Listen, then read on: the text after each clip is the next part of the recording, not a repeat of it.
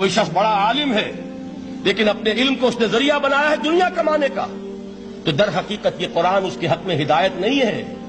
اس کے حق میں عذاب خدا بندی کا ذریعہ بن رہا ہے۔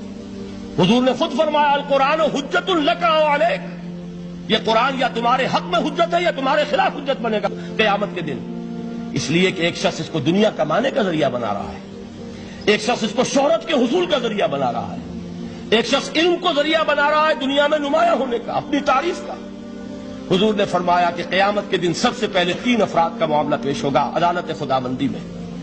ایک وہ جو بڑا عالم سمجھا جاتا تھا، اس سے بڑا علم پھیلا، جو اس کو نعمتیں دی تھی ان کا ذکر کر کے پوچھے گا کہ میں نے تمہیں یہ دیا، تمہیں یہ دیا، تمہیں یہ دیا، تم کیا کر کے لائے؟ یہی حال اس عالم کا ہوگا، یہی حال اس دولت مند کا ہوگا۔ تم نے یہ علم پھیلایا تھا کہ تمہارے علم کا چرچا ہو جائے، تمہاری شہرت ہو جائے، لوگ تمہاری دستبوسی کرنے لگے، لوگ تم سے جھک کر ملے۔ وہ دنیا میں ہو گیا، تمہارا مطلوب مل چکا، یہاں تمہارے لیے کچھ نہیں، اور فرشتوں کو حکم ہوگا اور وہ اوندا منہ اس کو گھسیٹتے ہوئے جہنم